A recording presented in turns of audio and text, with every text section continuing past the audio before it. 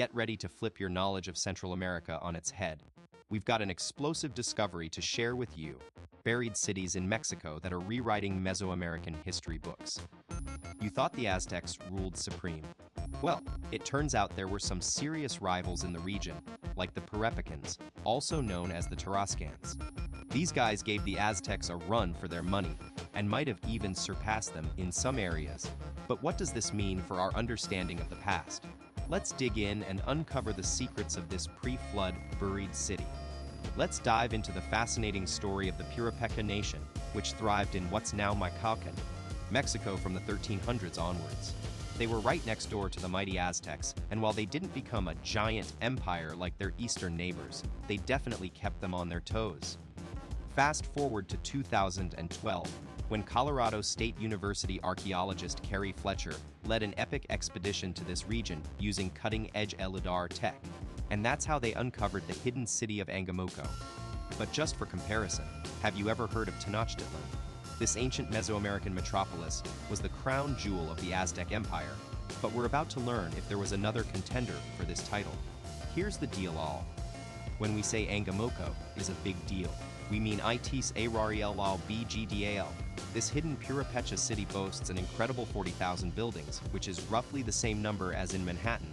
But keep in mind that Angamoco takes up way less space. It's like packing 40,000 high-rises into a tiny fraction of Manhattan's massive footprint.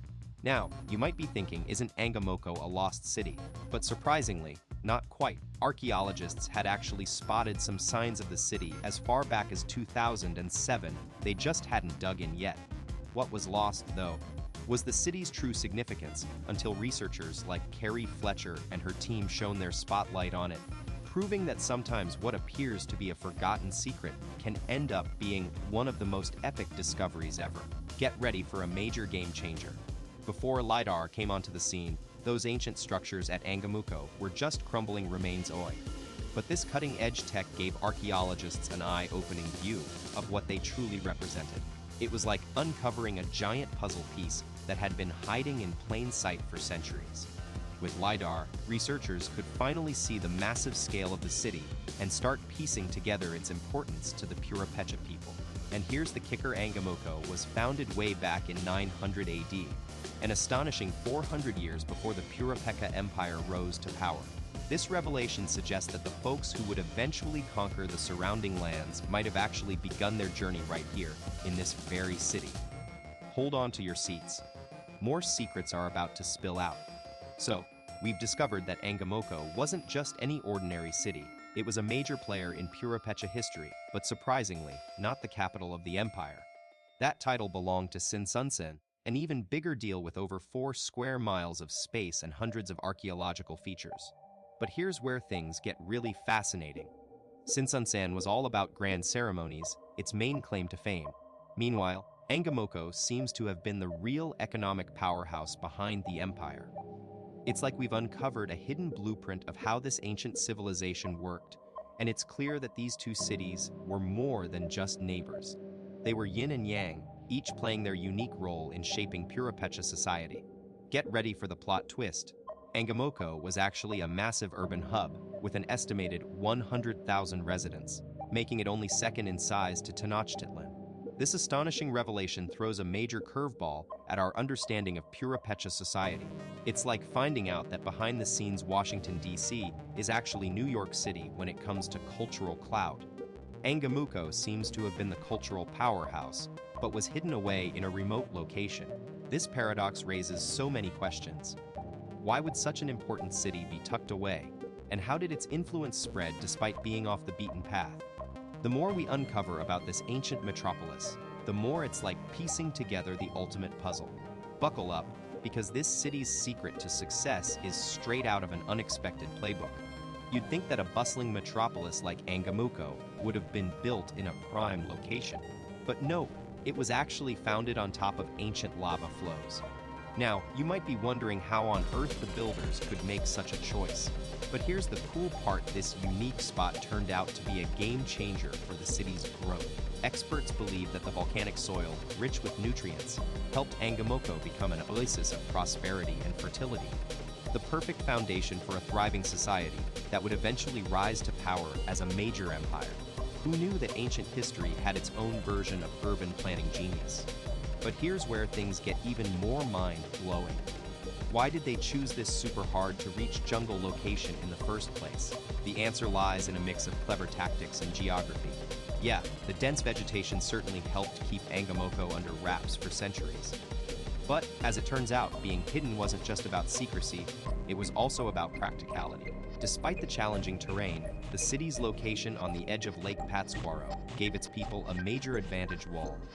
They could travel by water and connect with other areas easily, making trade and commerce way more efficient than trying to trek through the jungle. Who knew that being off the beaten path could actually be a strategic superpower? Now, let's dive into how our ancestors likely traveled on Lake Pátzcuaro. And I know what you're thinking, surely they'd have had fancy boats to sail around on. But actually, the watercraft of their time were pretty basic. Think along the lines of what we see from other cultures like the Aztecs, who used simple dugout canoes for their canal routes. And in a region near the Purapechans, people even used rafts made from bundled reeds called akali to move goods on water. Talk about resourceful. Now, you'd think that would have been enough for the Purapechans to navigate Lake Pátzcuaro with ease. But here's the thing: their neighboring city, Tenochtitlan, had a major advantage with easy land access from all sides. That must have made a huge difference in terms of trade and communication. It just goes to show you that even small geographical variations can have big impacts on civilizations. So let's imagine Angamuco back in its prime, a bustling metropolis surrounded by this massive lake, with no other way in or out. It's like being an island city. Now, you'd think that would have driven the Purapechans to create some seriously advanced boats to ferry goods and people across the water. Maybe they did, maybe they didn't. We just don't have any evidence of their watercraft yet. But here's a fascinating twist: what if the jungle that's taken over Angamuco today wasn't as dense back when it was inhabited? I mean, think about how different the city would have looked with pathways carved through the trees and wild foliage kept at bay. And that raises so many questions. Like, how did they manage to tame the untamed landscape? How'd they create these routes into their island city? We're left wondering, and the mystery continues. So we've dug up some pretty cool clues about the Purapechia Empire alls. And it turns out they liked doing things their own way. Let's take Angamuco's layout as an example. Instead of a big central temple, like you'd see in Aztec cities, these guys scattered 8 separate temples across different corners. It's like they were saying, nope, we're going our own route. Now, fast forward to when the Spanish showed up and the Purapechans were actually giving their rivals, the Aztecs, a serious run for their money in Central America. The Aztecs had more military power, but they just couldn't take down these Western opponents. It's like the Purapechans were the underdogs who refused to back down. So, it's clear why Angamuco thrived. Its unique design gave the Purapechans a solid foundation to take on their powerful Aztec rivals. But did you know that another ancient Mesoamerican civilization might have played a huge role in all this? I'm talking about Teotihuacan, a city that ruled over the Valley of Mexico way back when. But here's the thing: just how big its empire was is still up for grabs. Fast forward centuries later, and you'll find that Teotihuacan's urban design had a lasting impact, influencing none other than Tenochtitlan and Angamuco. But first, let's dive into when this mighty metropolis actually rose to power. It all began around 600 BCE. At its peak, an incredible 125,000 people called Teotihuacan home, making up anywhere from 4 out of 5 to 9 out of 10 residents in the entire valley. This put Teotihuacan on the map as not only the largest city north of South America, but also one of the world's 6 biggest cities. 2 mind-blowing structures you simply can't miss are its colossal pyramids, the Pyramid of the Sun and the Pyramid of the Moon, each a testament to Teotihuacan's engineering prowess. Now, let's talk about what daily life looked like in Teotihuacan. These massive pyramids were no doubt central to it all. With such a huge population, people needed places to live, and fast. This led to some pretty impressive multi-story homes being built. Given that the city itself spanned around 8 square miles, you might think this was a sprawling metropolis for its time, but trust us, space was super precious, making real estate a hot commodity even back then. The idea of high-rise living and packed neighborhoods, not as unique to our times as you might think. Teotihuacan's legacy is mind-blowing. It was actually a thriving marketplace thousands of years ago. The city was famous for making super-sharp obsidian tools that eventually shaped Aztec culture. And just like how Rome borrowed from ancient Greece, the Aztecs drew inspiration from Teotihuacan's innovations. By around 100 CE, Teotihuacan had transformed into a major spiritual destination in the valley.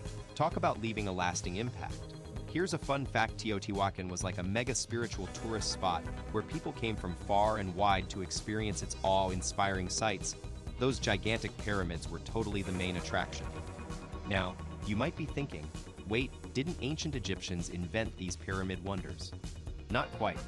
While Egypt's pyramids get all the fame, they're not the only ones who thought outside the box and built monumental structures like these. We've got some amazing examples of this architectural innovation popping up in different parts of the world. So let's keep exploring. Some might say it's just a wild coincidence that ancient civilizations like Teotihuacan and Egypt built these mind-blowing pyramids independently. But hold up. If we dig a little deeper, this tidy explanation starts to crumble. Pyramids are seriously one-of-a-kind architectural masterpieces, and the fact that two super distant cultures created them around the same time is just too intriguing to brush off as luck. We're talking thousands of miles between these towering structures. It's like they're saying something much bigger than a simple coincidence. Let's put it this way. Can we really say it's just luck that two super distant cultures ended up building pyramids with their own unique twists and turns? I mean, think about it. Both the Aztecs in Mexico and the Puripicians elsewhere built entire cities inspired by Teotihuacan, and they even copied its pyramid designs all over their empires. The Aztecs replicated these structures like crazy, while the Puripicians dropped one right into their capital city of Chichen. Archaeologists are totally stumped, trying to unravel this mysterious connection between these ancient civilizations. Here's the rewritten paragraph. The legacy of Spanish colonialism has left a major roadblock for historians, as most written records from these ancient cultures were either destroyed or lost to time. So now we're left wondering, could there be a deeper link between the Aztecs and Puripicians? Are they maybe descended from a long-forgotten empire that even predates Teotihuacan's grandeur?